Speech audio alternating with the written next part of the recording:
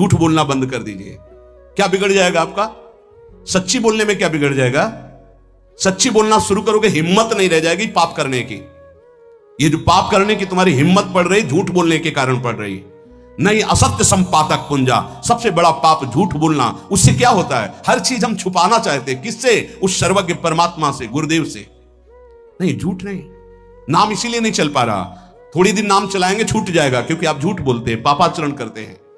अगर नाम को चलाना है तो नारायण स्वामी जी कह रहे हैं, पहली बात मौन का आश्रय लीजिए, कम बोलिए, अधिकतर चुप रहना सीखिए, तभी नाम चला पाएंगे।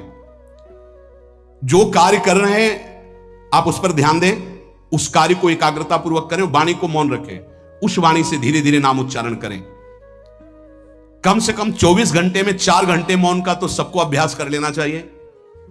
24 घंटे में 4 घंटे मौन का। तो ऐसे ऐसे बुद्धिमान हो कहेंगे हम 6 घंटे मौन रहते हैं। कब? बोले जब सोते हैं तब।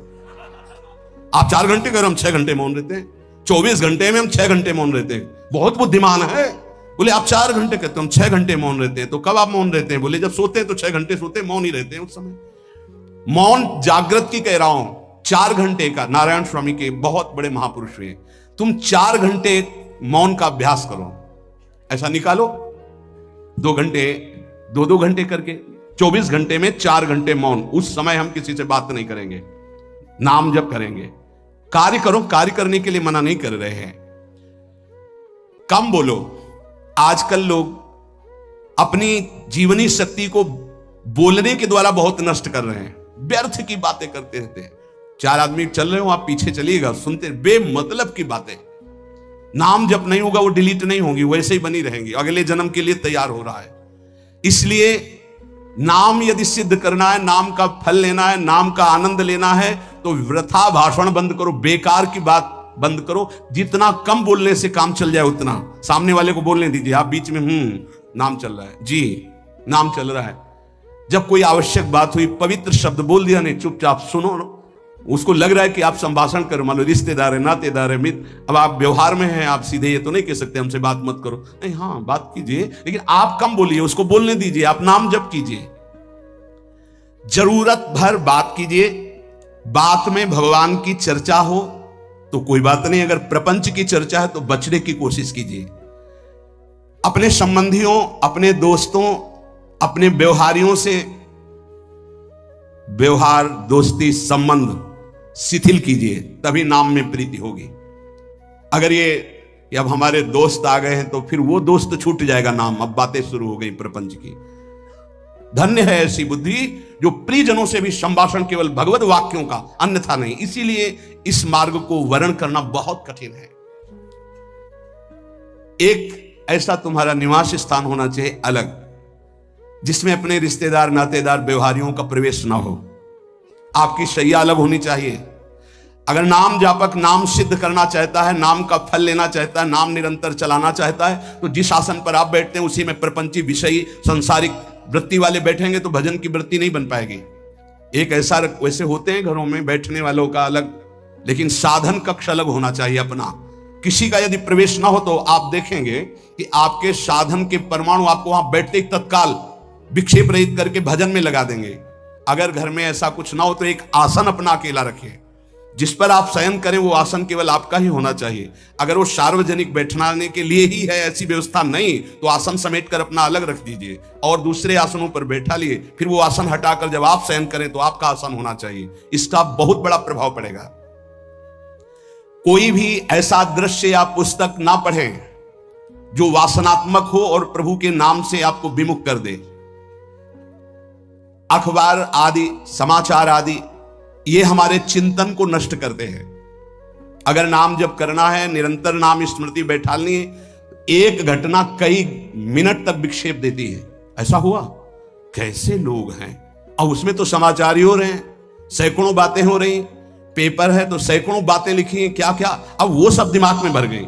इतना व्यसन है किसी किसी को पेपर पढ़ने का, समाचार पत्र पढ़ने का, कि सुबह होते ही वो विरह में रहते हैं कि पेपर आ जाएगा। आया नहीं, मिला तो ऐसी एकाग्रता से पढ़ते हैं जैसे वेदांत चिंतन करने वाला वेदांत चिंतन। चश्मा लगा, चाय रखी, ठंडी हो रही, उससे मतलब बीच बीच में चाय और चश्मा से और पूरे दिमाग में वही। आप क्या करेगा, जो पढ़ा है उसका चिंतन बनेगा, वही बोला जाएगा। अब जहां चार मिले तो तुम्हें पता है, उत्तर प्रदेश में ये हुआ, मध्य प्रदेश में ये हुआ, चर्चा दिमाग। नाम जापक पूज्य श्री नारायण स्वामी कह रहे हैं, अखबार पढ़ना, दुनिया भर की प्रपंच की जिसमें बातें हैं, ऐसे समाचार, ऐसे टेलीविजन देखना, ये तुम्हारे हृदय में नाम नहीं चलने देंगे, तुम्हारी स्फुरणा को गंदी कर देंगे, बेकार का वक्त खराब होगा।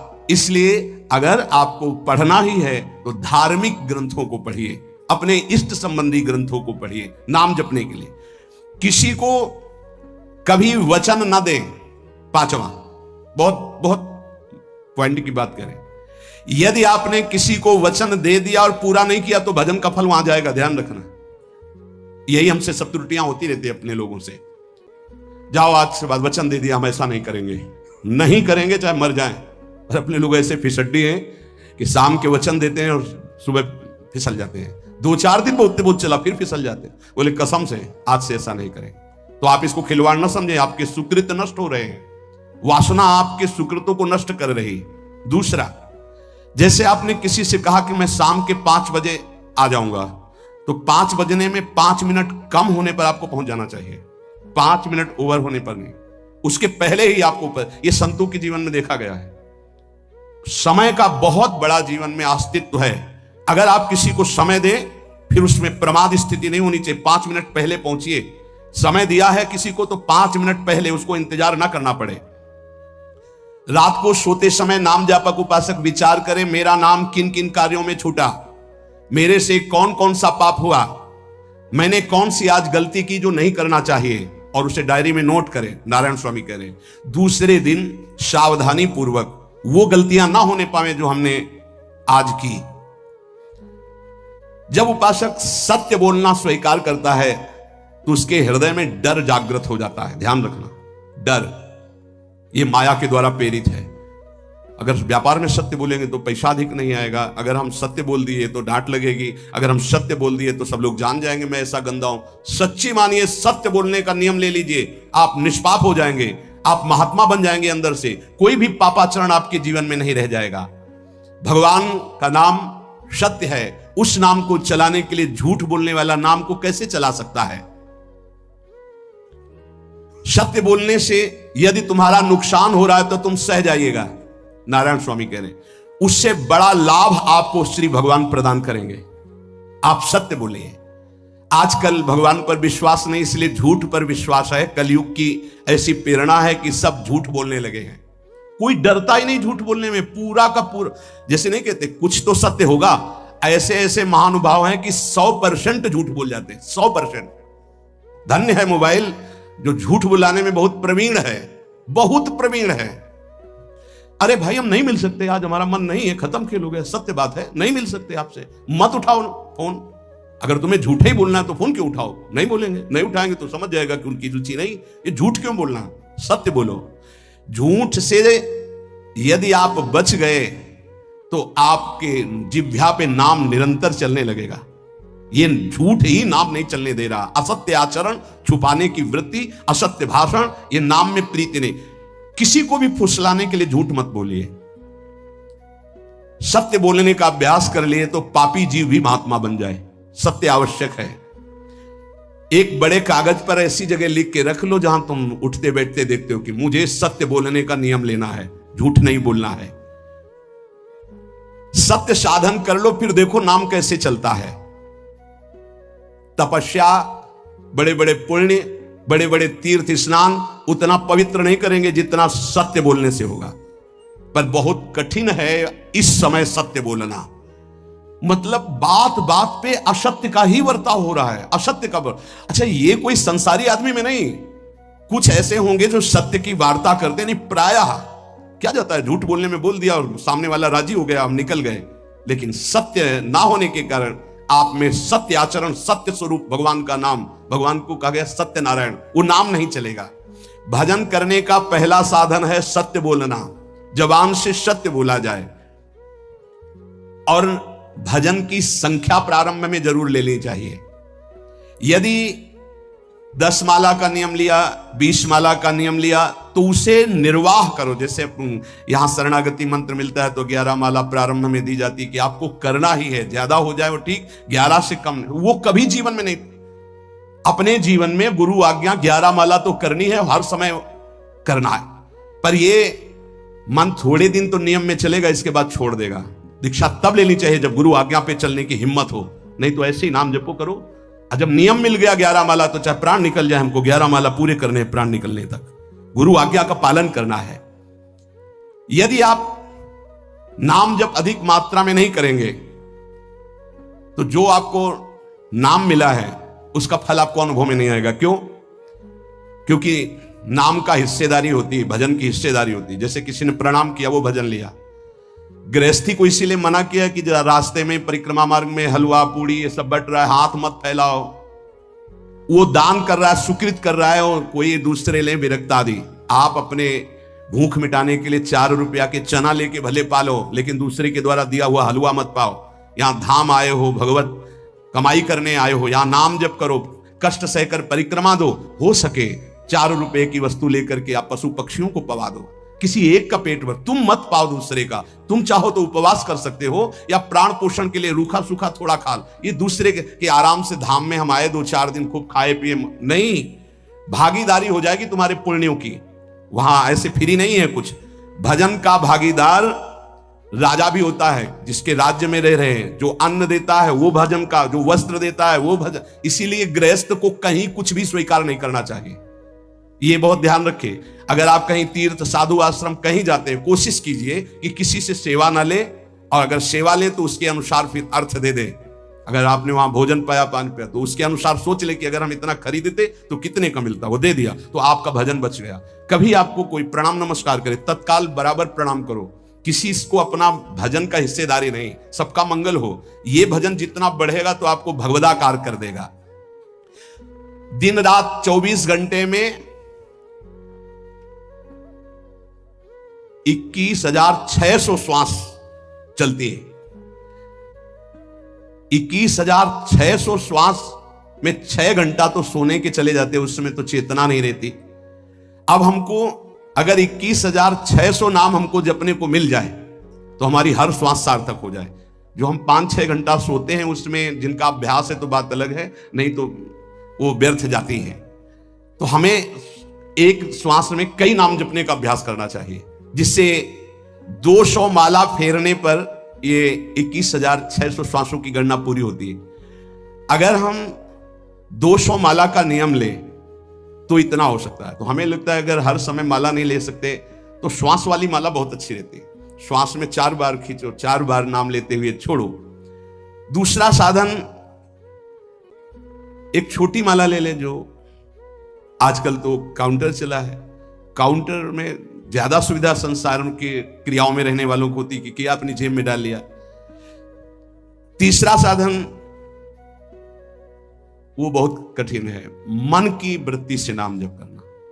माला, श्वास और मन की वृत्ति, उसमें श्वास की भी गणना का ध्यान नहीं रहता, उसमें केवल चिंतन होता है, चल रहा है। पर ये आखिरी स्थिति होती, इसी के बाद वो परिपक्व अवस्था होता है। जिह्वा से धीरे धीरे नाम उच्चारण करते हुए, ये पहला अभ्यास है। प्रारंभिक को एकदम मानसिक में नहीं पहुंचने की चेष्टा करनी चाहिए, 2-4 नाम के बाद मन प्रपंच में फंसा देगा। दूसरा अभ्यास कंठ में, जैसे हम जिह्वा से राधा वल्लभ सिंह, राधा वल्लभ सिंह, राधा वल्लभ सिंह, इसे वाचिक जप कहते हैं। मंत्र नहीं होगा, ऐसे नाम होगा। फिर उपांश ऐसे, फिर कंठ से चलता है, फिर हृदय से चलने लगता है, फिर नाभि से चलता है। जिसका नाभि से चलने लगता है उसका परावाणी के द्वारा भजन, वो सिद्ध पुरुष कहा जाता है। 4 वाणी, परा, पश्चंती, मध्यमा, वैखरी। वैखरी जो बोल रहे हैं, जो कंठ से, फिर हृदय से पश्चंती, परा नाभि से, मूलाधार केंद्र से लेकर के संपूर्ण ब्रह्मांड में इसमें नाम गूंज रहा है, वो सिद्ध पुरुष का होता है। पहला अभ्यास जिह्वा हिला करके शुरू करें, राधा राधा राधा राधा। फिर कंठ से, कभी हमारे सदगुरुदेव भगवान को देखना, अगर कोई आ गया और बातचीत का हुआ तो यहां से तत्काल चलता दिखाई देता ना, कंठ ऐसे ऐसे हिलने लगता है कंठ। अगर शांत बैठे तो फिर नहीं दिखाई देता। अगर कोई है आसपास तो इतनी तीव्रता लगन होती कि कहीं छूट ना जाए नाम। कंठ से विशिष्ट अभ्यासी का, फिर हृदय से परिपक्व अभ्यासी का, और नाभि से सिद्ध महापुरुष का। परावाणी से चलता है। अगर 1 वर्ष तक जिह्वा से अभ्यास किया जाए, ये मैंने किया है, नारायण स्वामी कहते हैं, तो दूसरे वर्ष में कंठ से प्रारंभ हो जाता है। 2 वर्ष कंठ से चले तो अगला हृदय से प्रारंभ हो जाता है, और हृदय से 3 वर्ष चले तो फिर नाभि से 7 वर्ष में नाम सिद्ध हो जाएगा। अगर नियम पूर्वक झूठ ना बोले, सत्य आचरण करे, ऐसे नाम जप करे। हम ये कहते हैं कि चलो थोड़ा धीमे ही सही, पर 12 वर्ष में तो आपको सिद्ध हो जाना चाहिए।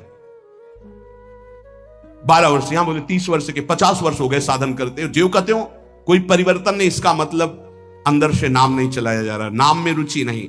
12 वर्ष में तो भगवत साक्षात्कार करके जागृत स्वप्न सुषुप्ति अवस्था पर विजय प्राप्त कर लेता है साधक। ऐसा ही स्वामी जी ने किया।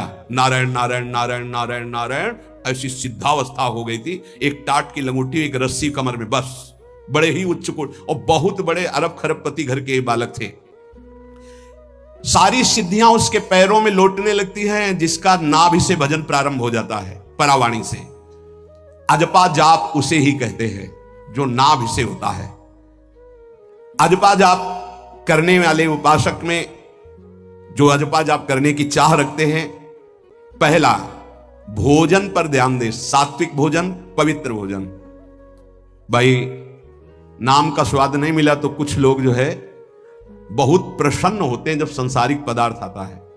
बड़ी कृपा श्री ठाकुर जी की रही है कि इस विषय पर जो है बहुत परिपक्व किया है। रोटी नहीं मिली, ये रबड़ी रसगुल्ला की तो बात जाने दो। गंगा का किनारा, गांव में जाना नहीं, जो आकाश वृत्ति से वह आ जाए वही। आप लोगों को तो रोटी तो मिल रही है। पहला नाम सिद्ध करने के लिए भोजन सात्विक, और थोड़ा अगर एक समय पाके निर्वाह कर लो तो अच्छा, नहीं तो 2 समय। 3 समय पाने का तो अधिकार ही नहीं साधक को। भगवान की बड़ी कृपा है, जब भूख थी तब था नहीं, और जब है तो भोजन नहीं पा सकते। वो बड़ा लीला बिहारी है। जब भूख थी तब भोजन नहीं, और जब भोजन है तो नियम कानून इसके लग गए हैं, ये इतना इतना। दूसरा, पहला भोजन पर पवित्र। देखो नाम जप के लिए बहुत आवश्यक है। यही जीवन है कि अगर आप नाम जप करने लगे तो हमारा बोलना, हमारा जीना सार्थक हो जाएगा। अगर नाम जप आपको करना है तो पवित्र भोजन होना चाहिए। 2 टाइम भोजन पाना है तो थोड़ा थोड़ा पाओ, पेट ना भरने पाए। ऐसा ना लगने की वजन बढ़ गया है। वजन बढ़ गया है तो भजन घट गया है, वजन घट गया तो भजन बढ़ गया है। देखो तुम्हारे संसारिक संबंधी माता पिता चाहेंगे कि तुम्हारा चिकना शरीर होना चाहिए, हष्ट पुष्ट होना चाहिए, लेकिन हम चाहेंगे कि तुम्हारा भजन पुष्ट होना चाहिए, भगवदाकार वृत्ति होना चाहिए। शरीर तो आज है, कल नहीं रहेगा, चाहे जितना चिकना कर लो। संसारिक माता पिता के प्यार में और गुरु के प्यार में यही अंतर है। वो आपके स्वरूप को पुष्ट करेगा तो शरीर तो अपने आप, मन प्रसन्न है तो वो स्वस्थ है, अस्वस्थ होने पर भी स्वस्थ है। अगर शरीर स्वस्थ है और काम वासना है, नाना प्रकार की चिंताएं, ये थोड़ी माता पिता दूर कर पाएंगे। वो तो तपस्या और साधना से ही दूर होती है, ध्यान रख लीजिए। अधिक भोजन पाना, शरीर को बहुत पुष्ट बलवान कर लेना, तो हर इंद्रियों को भोग देना पड़ेगा आपको।